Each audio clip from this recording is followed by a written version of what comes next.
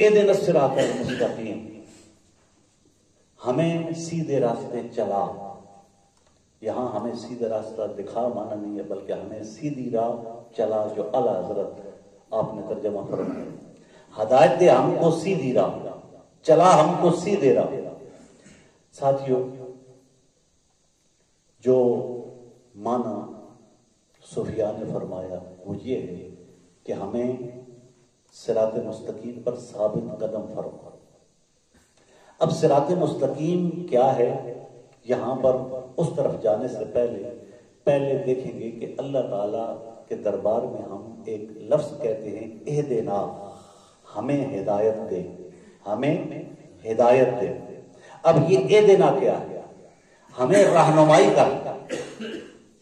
ہم اللہ تعالیٰ سے مانگتے ہیں دن میں 5 مرتبہ ہر رکعت میں، اہدنا، اے ہمارے رب ہمیں رہنمائی کر، ہدایت دے، چلا. اب رہنمائی کی 2 قسمیں، ایک ہے راہ دکھانا، ایک ہے راہ چلا کے منزل مقصود تک پہنچانا. ایک آدمی آپ کو انڈیکیٹ کرتا ہے کہ یہ راستہ ہے، اگر اس کو پکڑیں گے تو وہاں تک چلیں گے. ایک آدمی آپ کو کہتا او میرے ساتھ، میں آپ کو اس پر چلتا ہوں، اور وہ لے کر آپ کو منزل مقصود تک چلا جاتا ہے. حقیقی ہدایت وہ ہے کہ جو چلاتے چلاتے منزل مقصود تک پہنچا. ہم اللہ تعالیٰ سے جب قرآن پڑھتے ہیں اور پھر جب نماز میں آتے ہیں اور اہدنا الصراط المستقیم کی دعا مانگتے ہیں تو اس کا مقصد یہ ہے کہ ہمیں اے رب ذوالجلال ہدایت کی وہ راہ جس پر چل کر ہم اپنی منزل مقصود تک پہنچ جائیں، وہ ہمیں چاہیے. اور اگر ایک بندہ جس کو پتہ بھی ہو یہ راستہ ہے، مسلمان ہے، قبر تک جانا ہے، حشر میں جانا ہے، یا جنت یا جہنم جانا ہے، ہمارا ایمان ہے، یہ تو ایک جانتے ہیں. لیکن کیا سارے اس راستے کی تیاری میں اپنی زندگیاں گزار رہے ہیں؟ کوئی چوری، کوئی قتل، کوئی شراب، کوئی ڈاکہ، کوئی زنا، کوئی منافقت، کوئی کیا. تو کیا یہ راستہ قبر میں جنت کی اس کھڑکی کی طرف جانے والا ہے؟ کیا یہ میدان حشر حضور نبی پاک صلی اللہ علیہ وسلم کے غلاموں اور عاشقوں کی طرف لے جانے والا ہے؟ کیا یہ راستہ جنت کی طرف لے جانے والا ہے؟ نہیں ساتھ. تو ہم اللہ تعالیٰ سے کیا مانگتے ہیں؟ ہدایت. اب ہدایت جو ہے، یہ کسی نے سوال کر دیا کہ اہدنا الصراط المستقیم، یہ تو پھر اللہ کے جو ولی ہیں وہ بھی نماز میں یہی پڑھتے، پیغمبر بھی یہی پڑھتے، حضور سرور دو عالم صلی اللہ علیہ وسلم نے بھی یہی پڑھا اہدنا الصراط المستقیم. تو اب اس کی وضاحت مفسرین نے بیان فرمائی کہ کافروں کے لیے ایمان ہدایت ہے، کافروں کے لیے ایمان ہدایت. جب کچھ کافر قرآن پڑھ رہا ہوگا جس نے کلمہ نہیں پڑھا، تو جب وہ یہاں پر آئے گا اہدنا الصراط المستقیم، تو اب اس کے لیے ایمان لانا یہ ہدایت ہے. اور پھر ایک مومن آدمی جو صاحب ایمان ہے، نبی پاک صلی اللہ علیہ وسلم کی ذات اقدس پر ایمان رکھتا ہے، درود پاک پڑھتا ہے، نماز پڑھتا ہے، جب وہ کہے گا اہدنا الصراط المستقیم، تو اس کے لیے اب ایمان سے اگلی سیڑھی کہ اے رب ذوالجلال مجھے تقوی کی راہ پر چلا، تقوی کی راہ پر چلا. ہم یہاں جو آتے ہیں اور اللہ سے دعا مانگتے ہیں، ہمارے لیے تقوی کی راہیں ہیں. جناب حضرت عمر رضی اللہ تعالیٰ عنہ بیٹھے، حضرت کعب رضی اللہ تعالیٰ عنہ بیٹھے، دیگر صحابہ کرام بیٹھے، اور جناب حضرت عمر رضی اللہ تعالیٰ عنہ آپ فرماتے ہیں، عرض کرتے ہیں کہ تقوی کیا؟ تقوی کیا؟ کسی نے کہا گناہوں سے بچنا تقوی، برائی والی زندگی چھوڑ دینا تقوی، اللہ تعالیٰ کی احکامات و نواہی سے بچنا، احکامات پر عمل کرنا، یہ تقوی ہے. جناب حضرت کعب رضی اللہ تعالیٰ عنہ کو حضرت عمر رضی اللہ تعالیٰ عنہ نے فرمایا کہ اے کعب، کیا آپ کبھی کسی ایسے راستے پر چلے ہو جہاں خاردار جھاڑیاں ہوں، تنگ راستہ ہو، تو کیا کرتے ہو؟ تو حضرت کعب رضی اللہ تعالیٰ نے عرض کی کہ پیارے عمر، میں اپنے کپڑوں کو سمیٹ لیتا ہوں کہ کپڑا کانٹے میں الجھ نہ جائے، کانٹوں کے ساتھ پھنس نہ جائے. حضرت عمر رضی اللہ تعالیٰ نے فرمایا دنیا کی زندگی میں اپنے دامن کو گناہوں سے بچا کر نکل جانے کا نام تقویٰ. اپنے دامن کو گناہوں سے بچا کر نکل جانے کا نام تقویٰ ہے. اور یہ ہم اللہ سے مانگنے کے لیے مسجد میں آتے ہیں، اور یہی نماز ہے جو بے حیائی اور برائی سے بچاتی ہے. اور جب ہمیں یہ تمام قرآن اللہ کا پڑھتے ہوئے یہ خیالات نہ آئیں، رب کی ربوبیت، اللہ کا اللہ ہونا، رحمان کی صفت رحیمی، اس کی صفت کریمی، اس کا مالک یوم الدین ہونا، اور پھر اپنی دعائیں ایاک نعبد و ایاک نستعین، اور پھر اس سے مانگنا کہ اہدنا الصراط المستقیم. اب ہم جب کوئی مومن اللہ تعالیٰ کے دربار میں یہ پڑھ رہا ہوتا ہے، دعا کر رہا ہوتا ہے، کہہ رہا ہوتا ہے، تو اس کا مطلب یہ ہوتا ہے کہ اللہ تعالیٰ مجھے تقویٰ کے راستے پر چلائے. اور جب کوئی اللہ تعالیٰ کا مقبول بندہ، جو اللہ کا مقبول ہے، وہ جو تقویٰ کی راہ پر چل پڑتا ہے نا، وہ اللہ کا مقبول بن جائے، اللہ اس سے پیار کرنا شروع کر دیتا ہے. پھر اللہ تعالیٰ زمین والوں کو کہتا ہے تم بھی اس سے پیار کرو، پھر وہ بھی اس کے ہاتھ چومنا شروع ہو جاتے، اس کی بات ماننا شروع ہو جاتے، اس کے آگے اپنے ہاتھ بچھانا شروع ہو جاتے، اس کی بات دلوں پہ اثر کرنا شروع ہو جاتی، اس کی بات مؤثر ہونا شروع ہو جاتی. وہ جب اللہ کے رنگ میں رنگا جاتا ہے، چونکہ یہ تقویٰ کی راہوں پر آج ہم نہیں چلتے تو وہ خوشبوئیں ہمیں محسوس نہیں ہوتی. پچھلے جو دور تھے وہ صاحبان تقویٰ لوگ تھے، ایک ان کے پاس وقت تھا اللہ رسول کے، جو جتنا تقویٰ سے دور ہو جاتا ہے مسجد سے دور ہو جاتا ہے. اللہ رب العزت رزق نہیں کھینچ لیتا، کپڑے نہیں اتار لیتا، سجدوں کی توفیق چھین لیتا ہے، اپنے طرف آنے والے راستوں سے راستے بدلا کر کسی اور راستے پر ڈال دیتا. وہ مقبول جب ہو جاتا ہے، اور ایک مقبول اللہ کا بندہ جب وہ پڑھتا ہے دنا، تو اب اس کا مطلب یہ ہے کہ اے رب ذوالجلال مجھے اپنا قرب نصیب فرما، مجھے اپنی قرب کی منزلیں عطا فرما. جب بندہ متقی بن گیا، مقبول بارگاہ الہی بن گیا، تو اب اللہ کی قرب کی منزلیں کتنی ہیں؟ 1,24,000 پیغمبر، تلک الرسل فضلنا بعضهم علی بعض، ہر ایک کا درجہ الگ ہے، لیکن کسی کا درجہ بھی نبی مہربان صلی اللہ علیہ وسلم سے نہیں ملتا. حضور سرور دو عالم صلی اللہ علیہ وسلم کے درجات اور حضور کے امتی وہ امتی ہیں کہ جن تک پچھلی 1,24,000 امتیوں کے درجے اور مقام نہیں پہنچتا. تو اب جو مقربین ان کے لیے جب وہ پڑھ رہے ہوتے ہیں اہدنا، تو اس کا معنی کیا ہوگا؟ اس کا معنی ہوتا ہے کمال قرب، قرب کا کمال.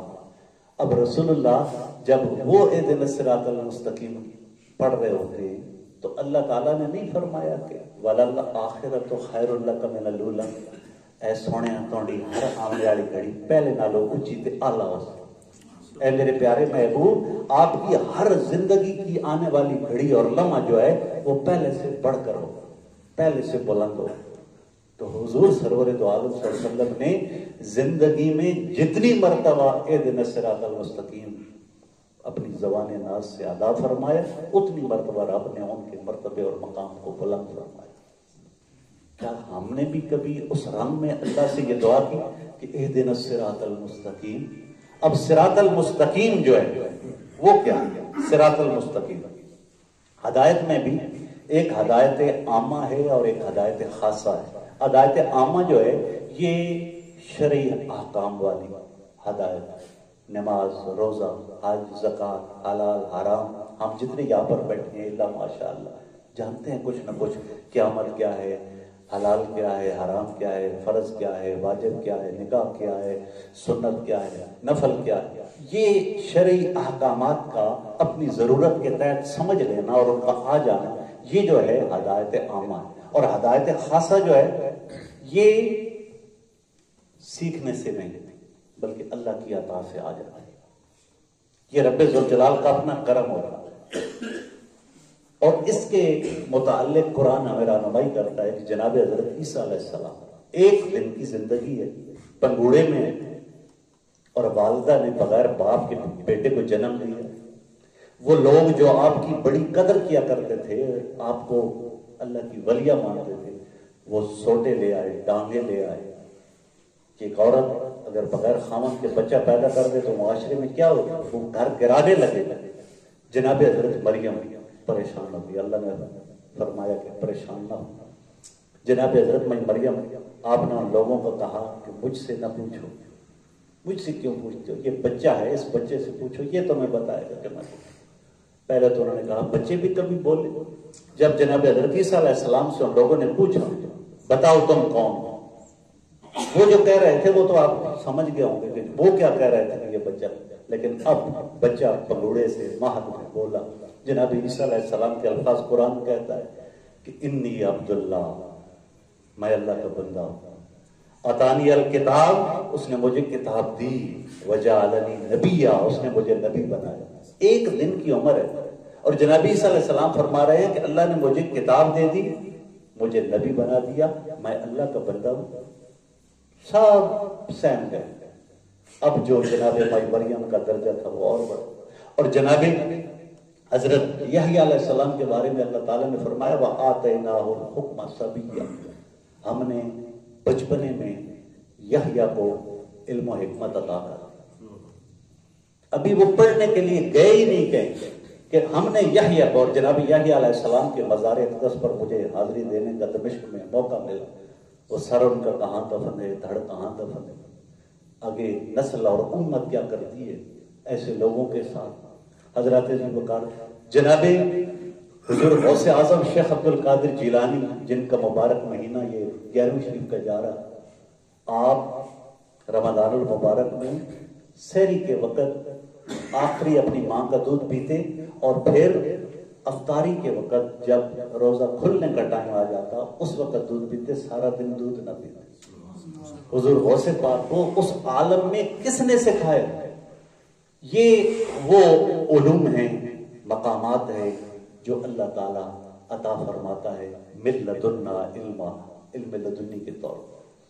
اور یہ وہ ہدایت ہے جو اللہ تعالیٰ دے دیتا. ایسے لوگ مادرزاد ولی ہوتے اور انبیاء جو ہیں وہ تو چنیدہ ہوتے، وہ تو چنے ہوئے ہوتے، وہ تو خاصان الہی ہوتے. اور اہدنا اس میں وہ آخری ہدایت مراد ہے جو مالک تیرے کرم سے حاصل ہوتی ہے. اے مالک، ہم نماز میں جب قرآن پڑھتے ہیں تو اہدنا کہہ کر اللہ کی بارگاہ میں یہ دعا کر رہے ہوتے ہیں کہ مالک وہ ہدایت جو تو ان مقبولان بارگاہی کو وہ عطا فرما دیتا ہے کہ پھر شیطان ان کے قریب نہیں آ سکتا، پھر ان کو جنت تک کے مقام حاصل ہو جاتے ہیں. ان کی نگاہ نور من نور اللہ اتقوا فراست المومن فانه ينظر، وہ بن جاتے ہیں. وہ ہمیں عطا فرما. ہم ساری زندگی نماز میں اللہ تعالیٰ سے یہ مانگتے رہے اور خیال میں کبھی آیا نہیں کہ ہم نے اللہ سے مانگا کیا.